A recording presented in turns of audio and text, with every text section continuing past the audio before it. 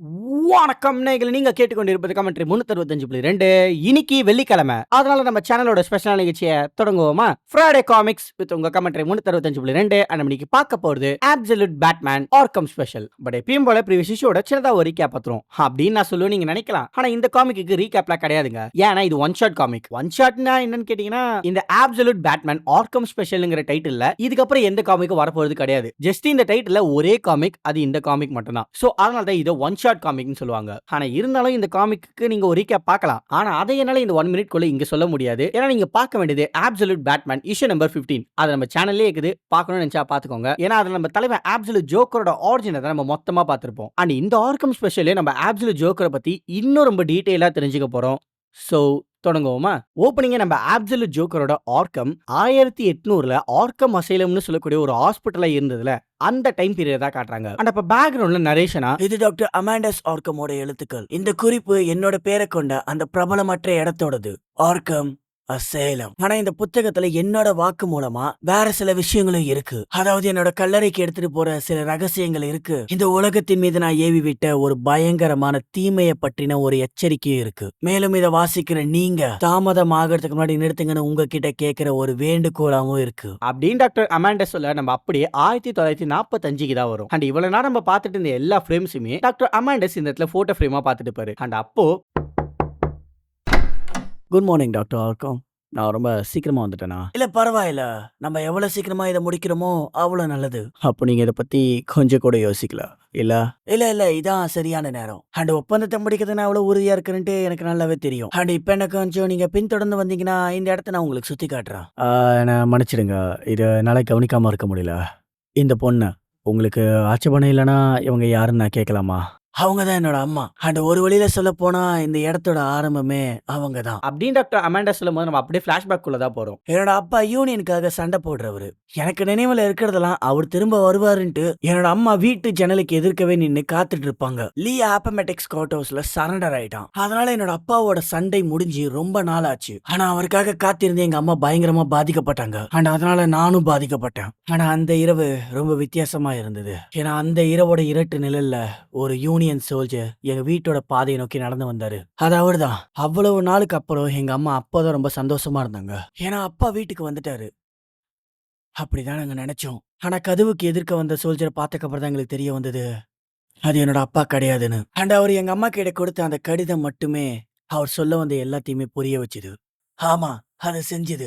ஏன்னா என்னோட அப்பா பால்மேட்டான் ரான்ச் போர்ல இறந்துட்டதா புதுசா வந்த பிரசிடென்ட் ஜான்சன் எங்களுக்கு கொடுத்த கடிதம் தான் அது. ஆனா அந்த போர் முரண்பாடா லீ சரணடைஞ்சதுக்கு அப்புறம் நடந்த போர் தான் அது. அதாவது என்னோட அப்பா எந்த காரணமும் இல்லாத ஒரு போர்ல இறந்திருக்காரு. ஆனா அந்த விஷயம் தான் என்னோட அம்மாவால ஏத்துக்கொள்ள முடியாத அளவுக்கு அவங்கள அதிகமா பாதிச்சுது. அதனால அந்த சோல்ஜர் எங்க அம்மாவை எப்படியாச்சும் ஆறுதல் படுத்த பார்த்தாரு. ஆனா என்னோட அம்மாவுக்கு வேற ஒரு யோசனை இருந்தது. என்னடா லெட்டர் கொடுத்தவனை போய் போட்டு தட்டாங்களே அப்படின்னு தோணுது. பட் ஆனா அவங்களோட மனநலம் அந்த அளவுக்கு பாதிக்கப்பட்டிருக்குதுங்க. ஏன்னா அதை இன்னும் தெளிவா காட்டுறதுக்காக அகைன் அந்த நரேஷன் கண்டினியூ ஆகுது. ஏன்னா அந்த சிப்பாயோட ரத்தம் எங்க வீட்டோட வாசல்ல தேங்க ஆரம்பிச்சதும் என்னோட அம்மா என் கூட பிறந்தவங்களோட முகத்தை பார்த்து கொல்ல ஆரம்பிச்சாங்க, ஒவ்வொருத்தங்களா. ஆனா அவங்க என் கிட்ட வரும்போது அப்படியே நிறுத்தி துப்பாக்கிய அவங்க பக்கம் திருப்பிக்கிட்டாங்க. எதுக்காக அனிகாவை என்ன உயிரோட விட தேர்ந்தெடுத்தான்னு எனக்கு இன்னமும் தெரியாது. ஆனா அப்பத்துல இருந்து தான் என்னோட வாழ்க்கையை மொத்தமா மாறுச்சு. ஏன்னா அந்த எலியட் காத்தம் நகரத்தோட அனாதை இல்லத்துக்கு முதன் முறையா பயத்தோட இருந்த அந்த சிறுவன்ல இருந்து அந்த கதவுல இருந்து வெளியில வந்த அந்த நாள் வர என் முதுகுல துணியை தவிர வேற எதுவுமே இல்லாத ஒரு தன்னம்பிக்கையான ஆளா இருந்தேன். அண்ட் ஒரு கனவோட இருக்க இளைஞனாவும் இருந்தேன். எங்க அம்மாவை போல இருக்கிறவங்களுக்கு உதவி பண்ற ஒரு கனவோட, அதாவது அவங்கள போல இருக்கிறவங்களுக்கு தேவையான சிகிச்சையை கொடுக்கிற ஒரு இடத்தை உருவாக்கணும் தான் என்னோட கனவு. ஆனா அந்த இடத்துல சிறந்த அறிவியலை பயன்படுத்தி மனிதனோட துன்பத்துக்கு சிகிச்சை அளிக்க முடியும். அண்ட் அதனால எனக்கு ஏற்பட்ட மாதிரியான துயரத்தை என்னால தடுத்து நிறுத்த முடியும். அண்ட் அப்படிப்பட்ட இடத்தை நான் ஆர்கம் அசைலம் தான் சொல்லுவேன். அண்ட் எலியட் ஃபேமிலி ஃபவுண்டேஷன் எனக்கு கொடுத்த பணத்து மூலியமா என்னோட கனவு நினைவாகிற நிலத்தை நான் வாங்குவேன். ஆனா அந்த இடம் புரட்சியின் போது பிரிட்டிஷ் காலனித்துவ போர் கைதிகள் எல்லாம் வச்சுட்டு இருந்ததுனால அந்த இடம் காலம் கடந்து ரொம்ப சீப்பான விலைக்கே கிடைச்சது. ஆனா அந்த இடத்துலதான் ஏகப்பட்ட அபியூஸ் அண்ட் உயிரிழப்புகள் எல்லாம் நடந்த இடம். அண்ட் இன்னொரு காத்தமைட் வேற ஒரு இடத்தை பத்தி சொன்னாரு. ஆனா அந்த இடம் ஆரம்பத்துல இருந்தே பேய் பிடிச்ச மாதிரி ரத்தத்திலும் பைத்தியக்காரத்தனத்திலும் ஊறி போன மாதிரி இருந்தது. ஆனா அதெல்லாம் எனக்கு எதுவும் முக்கியமே இல்ல. ஏன்னா அதுல இருந்து நல்லது வர முடியற வர ஆரம்பத்துல நான் விரும்பினது எல்லாமே இந்த ஆர்க்கம் தான். ஏன்னா ஒரு நல்ல வசதிகளோட எல்லா ஸ்டாஃப்ஸும் தனித்தனி நோயாளிகளுக்கு தேவைப்படுற உதவியை வழங்கினாங்க. ஆனா அந்த நோயாளிகள் எல்லாருமே காத்தம்ல இருந்து வந்தவங்கனால காத்தம் தானே. அதனால நோயாளிகள் கொஞ்சம் அதிகமாவே இருந்தாங்கன்னே சொல்லலாம். ஆனா ஆரம்ப வருடத்துல ஆர்க்கம்ல எந்த பிரச்சனையும் இல்லைன்னு சொன்னதுனால என் அம்மா அதை நினைச்சு பெருமைப்படுவாங்கன்னு நான் நம்பினேன். ஆனா ஒரே ஒரு பிரச்சனையா, அந்த ஒரு மனுஷன் பயங்கர மோசமான கொடூரமான அவன் பேரை கூட நான் சொல்ல மாட்டேன். ஆனா இந்த ஜேர்னல் பர்பஸ்க்காக அவனை ஜாக் டோன்னு சொல்லலாம். ஆனா ஜாக் எங்க கிட்ட அனுப்புறதுக்கு முன்னாடி ஆண்கள், பெண்கள், குழந்தைகள்னு ஏகப்பட்ட பேரை கொண்டு இருந்தான். அண்ட் இங்க வந்ததுக்கு அப்புறம் 2 நர்ஸை கொன்னான். அண்ட் ஒரு கைதியோட வயித்தை கிழிச்சு குடலை உருவி கொன்னான். அவனுக்கு கொலை பண்றதுதான் விருப்பமே. அண்ட் அவன் எப்பயுமே சிரிச்சுக்கிட்டே இருப்பான். அவன் இந்த ஆர்க்கமே அச்சுறுத்துற ஒரு பயங்கரமான கைதி. அதனால நான் உதவணும்னு நினைச்ச அந்த நோயாளியா அவன் ஆனான். அப்படின்னு டாக்டர் அமாண்டா சொல்ல, அதுக்கு அந்த டீலர், சொல்லுங்க டாக்டர், ஏன் ஆர்க்கம் ஏன் இவ்வளவு கடினமான காலத்துல சிக்கிக்கிட்டு இருக்கு? அதாவது அதுக்கான காரணம் என்னன்னா, இந்த நோயாளிகள்லாம் கொஞ்சம் கொஞ்சமா குறைஞ்சிட்டு வர ஆரம்பிச்சாங்க. அண்ட் மெட்ரோபாலிசன் சில இடங்களெல்லாம் இந்த லாசோஸ் கிராப் ஸ்பான்சர்ஸ் மூலியமா ஃபேன்சியர் அண்ட் மாடர்ன் ஃபெசிலிட்டிஸ் தான் இன்னொரு காரணம். ஆனா உண்மை என்னன்னா, இந்த இடம் பல வருஷத்துக்கு முன்னாடியே மூடப்பட்டிருக்கணும். அதுவும் உங்களை மாதிரி நன்மை செய்யணும்னு நினைக்கிறவங்களோட கருணை இல்லைனா. உங்களோட ஹோம்ஒர்க்கை நீங்க முடிச்சிட்டீங்க போல டாக்டர். ஆனா இந்த டொனேஷன்ல என்னோட பேரை நீங்க குறிப்பிட வேணான்ட்டு நான் விரும்புறேன். லுக், நான் இது ஜஸ்ட் யாரோ எனக்கு தெரியாத ஒருத்தக்கிட்ட நான் கொடுக்க போறது இல்ல. சோ எஸ், நான் ரிசர்ச் பண்ணேன். ஆனா உங்களோட தாராள மனப்பான்மையை நான் பாராட்டுறேன். ஆனா உங்களோட மென்டல் ஹெல்த் ரொம்பவே முக்கியம். கிளியரா சொல்லணும்னா அதேதான், மனநிலையினால ஏற்படுற துன்பத்தை நான் நேர்ல பார்த்திருக்கேன். ஆனா அதை இந்த எங்க ஜெனரேஷன் எதிர்த்து போராட வேண்டிய அவசியம் இல்லாத வகையில மருந்துகளை உருவாக்குறது நம்மளோட கடமையா தான் நான் பாக்குறேன். ஏன்னா நம்மளோட குழந்தைங்க சிறந்த எதிர்காலத்துக்கு தகுதியானவங்க. ஆமா, உங்களுக்கு குழந்தை இருக்கா? குழந்தையா? இல்ல, எனக்கு குழந்தைங்களே கிடையாது. அப்படின்னு டாக்டர் அமாண்டா சொல்ல, அகைன் நம்ம இன்னொரு பிளாஷ்பேக் குள்ளதான் போறோம். 1885 அவன் வந்த அந்த இரவு மழை பொழிஞ்சிட்டு இருந்தது. அண்ட் அவன் ரத்த வெள்ளத்துல முழுகி இருந்தான். ஆனா அந்த மலையால கூட அந்த ரத்தத்தை கழுவி எடுக்க முடியல. அவன் எப்படி இங்க வந்தான்? அப்புறம் அது யாரோட ரத்தம்? இந்த கேள்விக்கெல்லாம் அந்த சின்ன பையன் தெரியாதுன்னு தான் சொன்னான். ஆனா அவன் வாழ்க்கையில பயங்கரமா துன்பத்தை அனுபவிச்சுக்கிறான்னு ரொம்ப தெளிவா தெரியுது. ஏன்னா அவன் தெருவுல வளர்க்கப்பட்ட ஒரு அனாதை. நான் அவனை கண்டுபிடிக்கும் போது அவன் சாவோட விளிம்புல இருந்தான். அப்புறம் நானும் ஒரு அனாதையா வளர்க்கப்பட்டவனுங்கிறதுனால எனக்கு அவனோட கஷ்டம் புரிஞ்சது. அதனால நான் அவன் மேல பரிதாபப்பட்டு நானே அவனை எடுத்துக்கிட்டேன். அவன் ரொம்ப புத்திசாலியாவும் எல்லா விஷயத்தையும் சீக்கிரமா கத்துக்க ஆரம்பிச்சான். அந்த பையனுக்கு என்னோட வேலை பிடிச்சி என் கூட அந்த ஆர்க்கம் ஹால்ஸ் எல்லாம் சுத்தி பார்ப்பான். அது ஒருவேளை காத்தமோட துன்பப்படுற மக்களோட வளர்ந்ததுனால அது வந்திருக்கலாம். ஆனா அந்த பையனோட ஈர்ப்பு சீக்கிரமாவே ஒரு ஆர்வமா மாறுச்சு. இந்த இடத்த அவன் ஒரு நல்ல இடமா தான் அவன் பார்த்தான். நானும் தான் எனக்குன்னு ஒரு வாரிசு இல்லாத நிலைமையில அவனை என்னோட சொந்த மகனா தான் நான் பார்த்தேன். என்னோட பேரையோ என்னோட வேலையை தொடர்ந்து நடத்துற ஒருத்தனா. நாளை என்பது ஒரு புதிய பக்கம்பா அப்படின்னு அவன் என்கிட்ட சொல்லுவான். இந்த அசைலம்ல எவ்வளவு மோசமான விஷயத்த அவன் பார்த்தாலும் அவன் அது எல்லாத்தையுமே ரொம்ப நல்ல விஷயமா தான் நினைச்சுப்பான். ஜாக் டோ சந்திக்கும் போது கூட அவன் ரொம்ப நம்பிக்கையான ஆளா இருந்தான். ஆனா அப்ப ஜாக் இன்னொரு நர்ஸ கொடூரமா நடத்தினதுக்காக தண்டனை அனுபவிச்சுட்டு இருந்தான். ஆனா அப்பயும் இந்த சின்ன பையனை பார்த்து அவன் கேலி செஞ்சு தன்னையே ஏமாத்திக்க பார்த்தான். அவன் ஒரு கொடூரமான ஜோக்கர். ஆனா அப்பயும் அந்த சின்ன பையன் அவனை பார்த்து பயப்படல. ஏன்னா ஜாக் மாதிரியான ஆளுங்க நமக்கு உதவி செய்ய முடியாதவங்களா நான் ஒத்துக்கிறேன். ஏன்னா அந்த 2 நாளுக்கு முன்னாடி ஜாக் அவனோட சிறையில தப்பிக்க பார்த்தான். அதுக்கு அந்த சின்ன பையனை ஒரு பிணை கைதியா வச்சிட்டு இருக்கும் போது நான் யோசிச்சேன், நான் அந்த இடத்துல எல்லாமே பண்ணேன். என்னால முடிஞ்ச வரைக்கும் நான் ஜாக் கிட்ட பேசினேன். ஆனா அதிர்ஷ்டவசமா ஜாக் என்னதான் தந்திரமான அளவே இருந்தாலும் அவன் ஒன்னும் முட்டாள் கிடையாது. ஏன்னா அந்த பையனை கொன்னா அவன் அடுத்த நிமிஷமே மரணத்தை பாப்பான்னு அவனுக்கு நல்லாவே தெரியும். எனக்கு அந்த பையன் திரும்ப கிடைச்சது நினைச்சு எனக்கு ரொம்ப சந்தோஷமா இருந்தது. ஏன்னா அந்த பையனை கட்டி பிடிக்கும் போது அவனுக்குள்ள இருந்த அந்த ஒளி வலுவாகிறத என்னால உணர முடிஞ்சது. அப்படின்னு டாக்டர் அமாண்டா சொல்லிட்டு இருக்கும் போது அப்ப அந்த டீலர், உங்ககிட்ட இன்னமும் நோயாளிகளா இருக்காங்களா? புரியுது. அதாவது இந்த நேரத்துல எங்களுக்கு உதவத்துக்கு கொஞ்சம் ஸ்டாஃப்ஸ் தான் இருக்காங்க. ஆனா ஆமா, நாங்க உதவுறோம். டாக்டர் ஆர்க்கம், இந்த இடத்துல ஏகப்பட்ட ஏற்றத்தாழ்வை கடந்து அந்த மோசமான சம்பவத்துக்கு அப்புறம் கூட இந்த இடத்த நீங்க மிதக்க வைக்கிறீங்கன்னா நான் கண்டிப்பா உங்களை பாராட்டியே ஆகணும். இல்ல, நான் மன்னிச்சிடுங்க.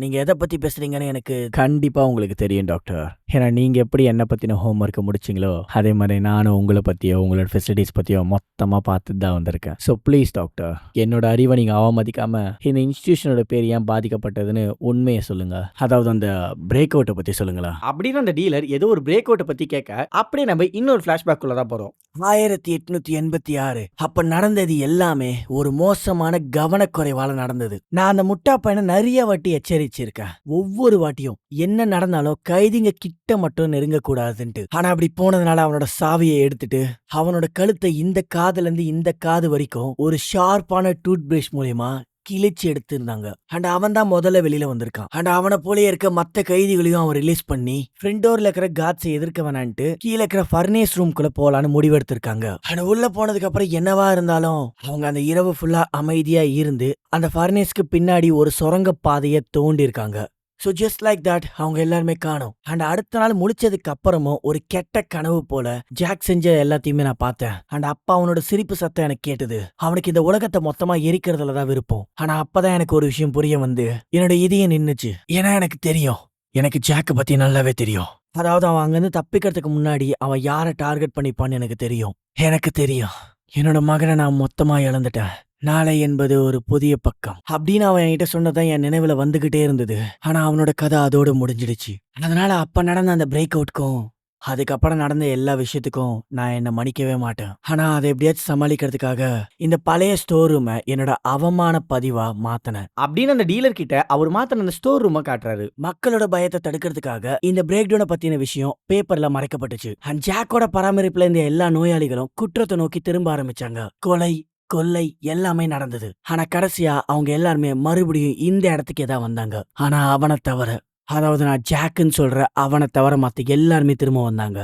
நான் என்ன நம்புறேன்னா அந்த மனுஷன் உலகத்தோட ரொம்பவே பிரபலமான தொடர் கொலைய பண்ற ஜாக் த ரிப்பரா மாறுவான். அவன் மனுஷனை விட உயர்ந்தவனா இருக்கலாம், ஆனா ரொம்பவே மோசமானவன். Smiling demon, hellish jokester. Timeline கரெக்டா ஃபிட் ஆகும். சரிதான் டாக்டர், இந்த விஷயத்துல உங்களோட படைப்பை பத்தி எனக்கு நல்லாவே தெரியும். அப்புறம் இந்த ஃபர்னேஸ் ரூமை பத்தி பேசுறதுனால நான் அதை பார்க்கலாமா அப்படின்னு அந்த டீலை கேட்க, அதுக்கு டாக்டர் அமாண்டஸ் அந்த ஃபர்னேஸ் ரூமையும் போயிட்டு காட்டுறாரு. கிட்டத்தட்ட 60 வருஷம் ஆகுது. அந்த விஷயத்துக்கு அப்புறம் நான் இப்பதான் வரேன். உண்மையா சொல்ல போனா அந்த விஷயத்தை என்னால எதிர்கொள்ள முடியல. இந்த சுவர் இது மறுபடியும் கட்டப்பட்டிருக்கு. அப்பனா அவங்க இந்த வழியா தான் தப்பிச்சு போயிருக்காங்க, சரியா? ஆமா.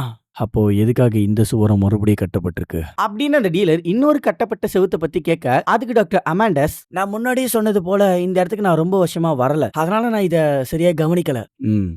நீங்க வேற எந்த விஷயத்துல கவனிக்கலன்னு எப்பயாச்சும் யோசிக்கிறீங்களா அப்படின்னு கேட்டு அந்த டீலர் நம்ம அமாண்டஸ் கிட்ட போயிட்டு ஏதோ ஒன்று சொல்ல ஆரம்பிக்கிறான். அவன் என்கிட்ட ஏதோ ஒன்று சொன்னா, அதை கேட்டதோ நான் உறைஞ்சி போனேன். ஆனா அதுக்கு நான் பதில் சொல்றதுக்குள்ளேயே, நீங்க என்ன வெளியே வர வரைக்கும் பார்க்கணும்னு அவசியம் இல்லை டாக்டர், எனக்கு இந்த இடம் ரொம்ப பிடிச்சிருக்கு அப்படின்னு சொல்லிட்டு அந்த டீலர் அங்க இருந்து கிளம்பிடுறான். ஆனா நேர்ல இவ்வளவு நேரம் நீங்க பாத்தீங்களே, அந்த டீலர் யாரு, அவன் டாக்டர் அமாண்டஸோட காதுல என்ன சொல்லிப்பாண்டு உங்களால கண்டுபிடிக்க முடியுதா? அது ஆக்சுவலா கண்டுபிடிக்கிறதுங்கிறது ரொம்பவே கஷ்டம். அதனால சின்னதா ஒரு க்ளூ கொடுக்குறேன். அதாவது அந்த டீலரோட கண்ணை நோட் பண்ணீங்கன்னா அவன் யாரு உங்களால கண்டுபிடிக்க முடியும். அண்ட் டாக்டர் அமாண்டஸோட காதுல அவன் சொன்ன விஷயம் இந்த கதையிலே 2 இடத்துல மென்ஷன் ஆயிருக்கும். சோ இதை வச்சு அவன் யாருன்னு கண்டுபிடிச்சு அப்படியே கமெண்ட்ல தட்டி விடுங்க, நம்ம அப்படியே கண்டினியூ பண்ணுவோம். அதாவது அந்த டீலர் டாக்டர் அமாண்டஸ் கிட்ட பேசிட்டு கிளம்பினா அன்னைக்கு நைட்டே டாக்டர் அமாண்டஸ் எல்லாம் அன்னைக்கு நைட் நிம்மதியா தூங்க முடிஞ்சிருக்காது. ஏன்னா அந்த விஷயம் நம்ம டாக்டர் அமாண்டஸை பயங்கரமா பயமுறுத்தி இருக்கு. அண்ட் பேக்ரவுண்ட்ல டாக்டர் அமாண்டஸ், அன்னைக்கு நைட் என்னால நிம்மதியா தூங்க கூட முடியல. நான் அந்த பையர் சொன்னதை தப்பா கேட்டிருக்கலாம், ஆனா என்னோட இன்னொரு மனசுக்கு தெரியும் நான் கேட்டது சரிதானு அப்படின்னு டாக்டர் அமாண்டஸோட நரேஷனோடவே அவர் அந்த ஃபர்னேஸ் ரூமுக்கு மறுபடியும் போறாரு. ஆனா ஒரு கௌபாரோட.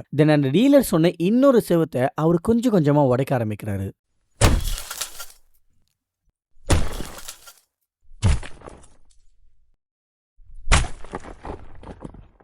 தென் அந்த செவுத்தை உடைச்ச டாக்டர் அமாண்டஸ் பதறி போறாருங்க. அண்ட் அப்ப பேக்ரவுண்ட்ல அகைன் நரேஷனா, அதனால விழித்து எழுந்ததுமே இந்த வார்த்தைகளை நான் எழுதுனேன். இந்த அவநம்பிக்கையான அழுகைகளை உங்களால கேட்க முடியும். அண்ட் இந்த ஜேர்னலை முடிச்சதுமே என்னால முடிஞ்ச வரைக்கும் சீக்கிரமா போஸ்ட் பண்றேன். ஆனா அதுக்கு முன்னாடி நான் ஒண்ணு பண்ணணும். அதாவது நான் அந்த இருட்டு அறைக்குள்ள மறுபடியும் இன்னும் ஒரு தடவை போகணும். ஏன்னா எனக்கு ஏற்கனவே தெரிஞ்சதை நிரூபிக்கிறதுக்காக நான் அந்த செவுரை அகற்றி அங்க எனக்கு தெரிஞ்சதை நான் கண்டுபிடிச்சேன். அந்த பயங்கரமான உண்மை, அந்த உண்மை என்னோட பாரம்பரியமா இருக்கலாம், ஆனா இந்த இடம் அப்படி இருக்காது அப்படின்னு சொல்லி டாக்டர் அமாண்டஸ் அவரோட பையனா ஏத்துக்கிட்ட அவனோட பொம்மைய நெருப்புல காமிச்சு அந்த ஆர்க்கம் அசைலம்ல இருக்க குற்றவாளிகள்ல இருந்து அவங்களுக்கு உதவி பண்ற ஸ்டாஃப்ஸ் வரைக்கும் எல்லாரையுமே தன்னோட சேர்த்து அந்த ஆர்க்கம் அசைலம மொத்தமா எரிக்கிறாருங்க. ஆனா இதோட முடியல நேயர்களே, ஏன்னா அந்த மொத்த ஆர்க்கம் அசைலம பத்தி எரிஞ்சிட்டு இருக்க தூரத்துல அதே டீலர் நம்ம டாக்டர் அமாண்டஸ் ஆர்க்கம் எழுதின அந்த ஜேர்னலை படிச்சிட்டு இருக்கான். அண்ட் அப்ப பேக்ரவுண்ட்ல டாக்டர் அமாண்டஸ், அதனால காத்தம் சிட்டியோட போலீஸ் டிபார்ட்மெண்ட் கேப்டன்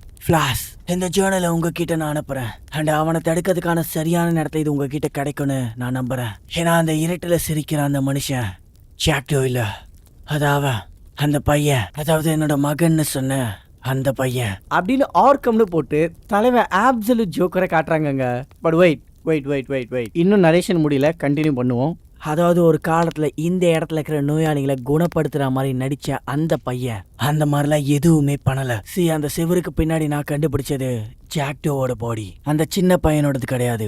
ஏன்னா அது எல்லாமே அந்த சின்ன பையன் தான். ஜாக்டோவோட காதுல கேட்ட குரல், அவன் கையில அவன் செல்லோட லாக், ஆனா அவன் கழுத்துல கத்தியோட இருந்ததா அந்த மனுஷன், அந்த பையன் என் காதுல வந்து சொன்னான். ஆனா அந்த விஷயம் எங்க 2 பேருக்கு மட்டும்தான் தெரியும். ஆனா அதே விஷயம் தான் ஜாக்டோவோட பாடியிலயும் இருந்தது. அதாவது அந்த சின்ன பையன் டாக்டர் அமாண்டஸ் கிட்ட டுமாரோ இஸ் நியூ பேஜ், அதாவது நாளை என்பது புது பக்கம்னு சொல்லுவாங்கல்ல, அந்த விஷயம் அந்த டீலரும் சொல்லியிருப்பான். இந்த இடத்துல ஜாக்டோட பாடியிலயும் ஒரு நோட்டா எழுதியிருக்கும். சோ இப்போ உங்களுக்கு புரிஞ்சிருக்கும்னு நினைக்கிறேன். பட் ஸ்டில் புரியலனாலும் அமாண்டஸோட நரேஷனை கண்டினியூ பண்ணுவோம், அப்ப புரியும். அந்த பையன் இதெல்லாமே பண்ணதுக்கான காரணம் என்ன முட்டாளாக்க, என்னையும் என்னோட நம்பிக்கையையும். அவன் ஒரு அரக்க, இருள்ல சிரிக்கிறவன், எப்பயுமே சிரிச்சுக்கிட்டே இருக்கிறவன். ஆனா இப்போ இந்த இடத்த வாங்கறதுக்கு அவன் மறுபடியும் வருவான். ஏன்னா நான் அவன் கண்ணில் அதை பார்த்தேன். அவன் பண்ண போற பயங்கரமான விஷயத்த பார்த்தேன். ஏன்னா நோயாளிகளை குணப்படுத்துற இந்த இடத்துக்கு பதிலா அவன் மிருகங்களை உருவாக்க போறான். அவன் பேரு ஜாக் கிரேம். அதனால நம்ம அவனை தடுத்தே ஆக்கணும், இல்லைனா கடவுள் தான் நம்ம மேல கருணையை காட்டணும். Saint Amandus Arkham. இப்ப புரிஞ்சுதா? அதாவது அந்த சின்ன பையன் தான் ஜாக்டோன்னு சொல்லக்கூடியவனை கொன்னான். ஆனா அந்த பிரேக் அவுட்டுக்கு காரணமும் அவனா தாங்க இருக்க வாய்ப்பு இருக்கு. ஏன்னா அங்க இருக்கிற எல்லா செல்லோட கீயையும் ஒரு ஸ்டாஃப் வச்சுட்டு இருப்பான்ல, அவன் எப்படி இறந்து போய்ப்பானா, அவனோட கழுத்தை ஒரு ஷார்ப்பான டூத் பிரஷை வச்சு கிழிச்சுதான் அவன் இறந்து போனதா டாக்டர் அமாண்டஸ் மென்ஷன் பண்ணிருப்பாரு. அண்ட் அதே மாதிரிதான் ஜாக்டோவும் ஒரு ஷார்ப்பான டூத் பிரஷ் மூலியமா கழுத்தை கிழிச்சு இறந்து போயிருப்பான். ஸோ அந்த பிரேக் அவுட்டுக்கு காரணமும் அந்த பையன் தான். அண்ட் அந்த பையன் தான் அந்த மொத்த ஆர்க்கம் அசைலுமே வாங்க வந்த அந்த பையர். அதனால தான் அவங்க 2 பேருக்கு மட்டுமே தெரிஞ்ச அந்த விஷயத்த அவன் சொன்னான். ஆல்சோ அந்த பையன் தான் ஜாக் கிரீம், அதாவது த அப்சல்யூட் ஜோக்கர். ஸோ இப்படிதான் ஆர்க்கம் அசைலம் நம்ம அப்சல்யூட் ஜோக்கர் கிட்ட ஆர்க்கமா வந்து சேர்ந்துருக்கு. ஸோ இதுதாங்க நம்ம ஆர்க்கமோட மொத்த ஹிஸ்டரியும். தென் இந்த இடத்துல நம்ம ஜாக் கிரீம் டாக்டர் அமாண்டஸ் எழுதின மொத்த ஜேர்னலையும் பார்த்துட்டு அங்க இருந்து இன்னொரு ரூம்குள்ள போக, அப்ப அந்த இடத்துல யாரோ, நான் பார்த்துட்டு இருக்கிறது என்னது சார்? நீ பார்த்துட்டு இருக்கிறதா நம்மளோட டார்கெட். அவங்க அவனை பேட்மேன்னு கூப்பிடுறாங்க. That's cute. நம்பலனாலும் அவங்க முன்னாடி இருந்த ஒரு பேஷண்ட். ஏன்னா அவன் இங்கேருந்து தப்பிச்சிட்டான். இல்லை அவன் அப்படிதான் நம்பிக்கிட்டு இருக்கான். இங்க நம்மளோட சாப்பாடோட விளையாடிட்டு இருக்கோமா? அடுத்தது என்ன? என்கிட்ட ஒரு பிளான் இருக்கு. சார் நான் உண்மையாக சொல்கிறேன், நான் போதுமான அளவு பார்த்துட்டேன். அதாவது நான் எல்லாத்தையுமே பார்த்துட்டேன். அவன் ஒரு பிரச்சனையே கிடையாது. அவனை என்னால் சமாளிக்க முடியும். ஈஸி. எனக்கு தெரியும் உன்னால் முடியும்னு. ஆனால் மற்ற நண்பர்களை அவனுக்கு இன்ட்ரடியூஸ் பண்ண நான் விரும்புகிறேன். ஸோ அதை நினைவில் வச்சுக்கோ அப்படின்னு சொல்லி அந்த இடத்துல ஒரு பட்டனை அமுக்க, அந்த இடத்துல 2 டோர் ஓப்பன் ஆகி ஆப்சல்யூட் மேன் பேட்டும் ஆப்சல்யூட் கிளே ஃபேஸும் வெளியில வந்திருப்பாங்க. ஆனா அவங்களோட லுக்கு மட்டும் மொத்தமா காமிச்சிக்க மாட்டாங்க. பட் அதோட இல்லாம அந்த டேபிளையும் ஏகப்பட்ட வில்லன்ஸோட ஃபைல்ஸும் இருக்கும். லைக் குவிக் லாங்ஸ்டாம், அதாவது man bat, and Pamela Isley எல்லாருக்குமே தெரியும், as poison ivy, and professor Hugo Strange, and ரொம்பவே முக்கியமா ஜானத்தன் கிரெயின், அதாவது அப்சல்யூட் ஸ்கேர்க்ரோ. ரீசெண்டா தான் அப்சல்யூட் ஸ்கேர்க்ரோ லுக்கையும் ஷேர் பண்ணியிருந்தாங்க, எல்லாரும் பார்த்துருப்பீங்கன்னு நினைக்கிறேன். உண்மையா சொல்லுவா படு பயங்கரமா இருக்கும் அந்த லுக்கு. அண்ட் அடுத்ததா பேசில் கார்லோ, அதாவது கிளே ஃபேஸ், அண்ட் ஃபைனலா ஜெர்விஸ் டச், அதாவது மேட் ஹேட்டர். ஸோ நம்ம பேட்மேன் இத்தனை பேரை மீட் பண்ண போறாருங்க.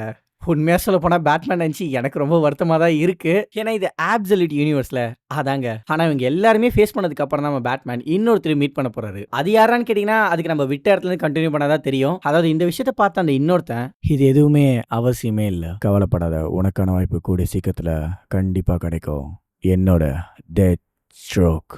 தக்காளி அப்சல்யூட் டெத் ஸ்ட்ரோக்கோட லுக்கு வேற லெவல் பண்ணிட்டானுங்க. லைக் நம்ம டெத் ஸ்ட்ரோக்கோட மொத்த பாடியும் சைபார்க் மாதிரி பண்ணிக்கிறது வேற மாதிரி இருக்குது. அதுவும் இந்த ட்ரெஞ்ச் கோட் அந்த ரெட் அண்ட் பிளாக்ல இருக்கிறத பார்த்தா லைட்டா டிராக்குலா மாதிரியே ஃபீல் ஆகுதுங்க. பட் என்னவா இருந்தாலும் இது அப்சல்யூட். ஆனா பேட்மேன் நினைச்சுதான் கொஞ்சம் வருத்தமா இருக்குது, எப்படி இவங்க எல்லாருமே சமாளிக்க போறாருன்ட்டு. ஏன்னா இவங்க எல்லாரையும் முடிச்சுட்டு அந்த ஒரு பயங்கர கொடூரமான மிருகம், அதாங்க தலைவன் அப்சல்யூட் ஜோக்கர், அவனையும் ஃபேஸ் பண்ணி ஆகணும். பட் ஆனால் சுத்தமாக ஐடியாவில் எப்படி பேட்மேன் இவங்க எல்லாருமே சமாளிக்க போறாருன்ட்டு. பட் ஆனால் என்னவா இருந்தாலும் நம்ம பொறுத்து இருந்தால் பார்த்தாகணும். ஸோ அவ்வளோதான் நேயர்களே, இதுதான் த ஹிஸ்ட்ரி ஆஃப் ஆர்க்கம். எல்லாருக்குமே எல்லாமே புரிஞ்சுக்கும் தான் நம்புறேன். பட் புரியாதவங்களுக்கு நான் இன்னொரு வீடியோ கண்டிப்பாக பண்ணதா போகிறேன். ஸோ அதனால் கவலைப்படா, நான் இன்னொரு வீடியோவில் ரொம்ப டீட்டெயில்டாக பக்காவாக புரிய வைக்கிறேன். சரி இதெல்லாம் ஓகே. அடுத்த ஃப்ரைடே காமிக்ஸ் என்னடா கதைன்னு கேட்டிங்கன்னா, நமக்கு அதுக்குள்ளேயே அப்சல்யூட் பேட்மேன் இஷ்யூ நம்பர் 18 வந்துருதுங்க. ஸோ அதனால் அடுத்த Friday comics absolute Batman issue number 18. So அடுத்த ஃப்ரைடே காமிக்ஸ் எல்லாருமே கரெக்டா டைமுக்கு வந்துருங்க. அண்ட் அது வரைக்கும் நீங்க கேட்டுக்கொண்டு இருப்பது கமெண்ட்ரி 365.2. அப்புறம் பார்க்கலாம்.